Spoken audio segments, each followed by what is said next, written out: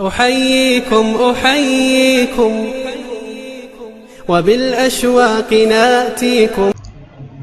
waa hay-adda almustaqiim foundation oo dugsi caruurta agoonta lagu baro qur-aanka kariimka iyo tarbiyada islaamka ka hirgelisay magaalada muqdisho. hay-adda almustaqiim oo horey looga bartay in si bilaasha ay wax ku barto caruurta agoonta ayaa markii ay bilowday furitaanka dugsi qur-aanka waxaa durbadiiba iska soo diiwaan geliyey caruur fara badan oo agoon ah iyadoona hay-addu u qaybisay kitaabo qur-aanka kariimka buugaag iyo weliba qalmaan ay qur-aanka ku bartaan. kani waa macalin maxamed xasan warsame oo ah macalinka dugsiga agoonta almustaqiim qaybtiisa qur-aanka kariimka iyo tarbiyada islaamka oo ardayda u meerinaya qur-aan. innaha calayhim mu'sada إنها عليهم مؤصدة في عمد ممددة. caruurtan agoonta ah ayaa isugu jira caruur qur-aan bilow ah iyo sidoo kale caruur uu horay dhex u marayay qur-aanka kariimka oo waalidiintoodu xaafadaha isaga haysteen ayagoona ka cararayay qarashaadka dugsiyada oo aysan awoodin. sidoo kale waalidiinta dhalay caruurta agoonta ah oo fursadan ka faa'iidaystay ayaa uga mahad celiyay hay-adda almustaqiim garab istaagga ay ka heleen. waxaan u mahad celinaa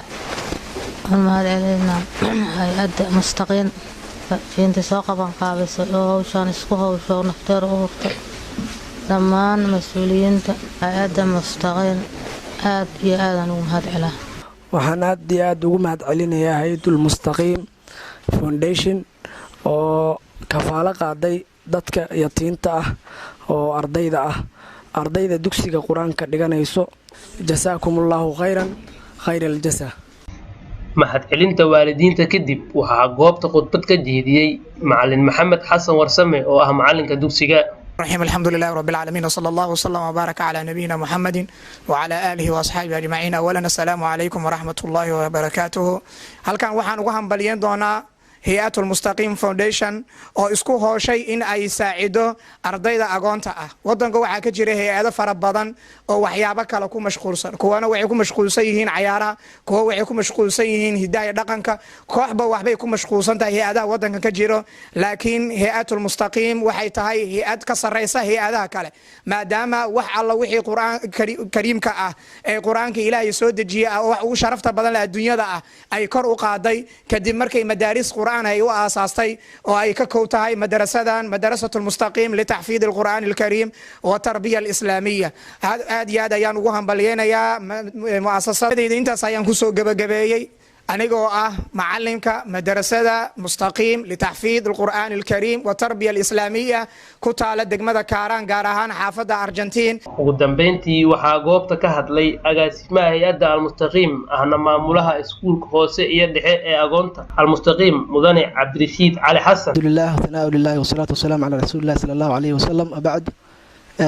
marka hore waxaan salaamayaa mas-uuliyiinta hay-adda almustaqiim, ardada agoonta ah ee dugsiga joogo, waalidiinta, macalinka ustaad maxamed iyo dhammaan kasoo qaybgalayaasha barnaamijka.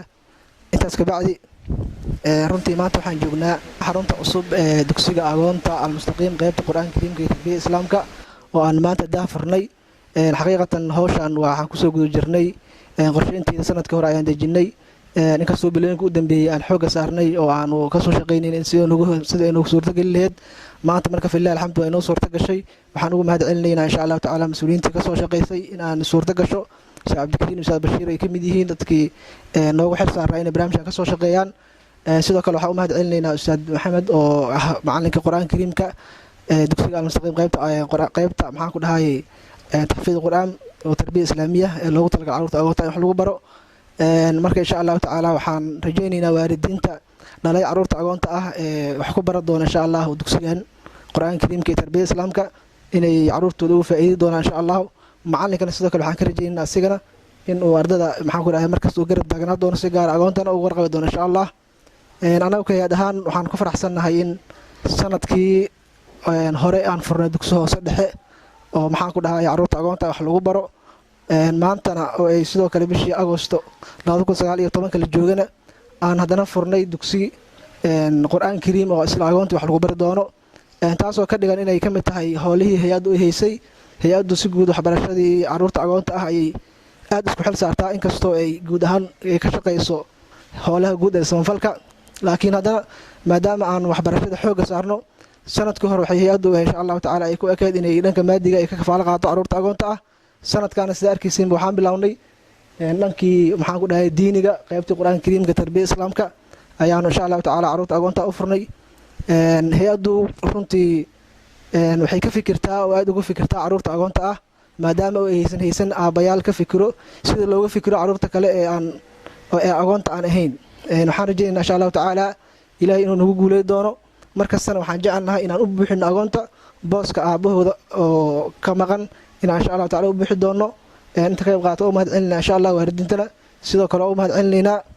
hay-adda almustaqiim ayaa ah hay-ad ka shaqaysa guud ahaan samafalka, gaar ahaan waxa ay xoogga saartaa waxbarashada caruurta agoonta ah dhan kasto maadi iyo diiniba, iyadoona sanadkii hore 2018 u furtay caruurta agoonta ah iskuul hoose iyo dhexe ah oo ay wax ku bartaan.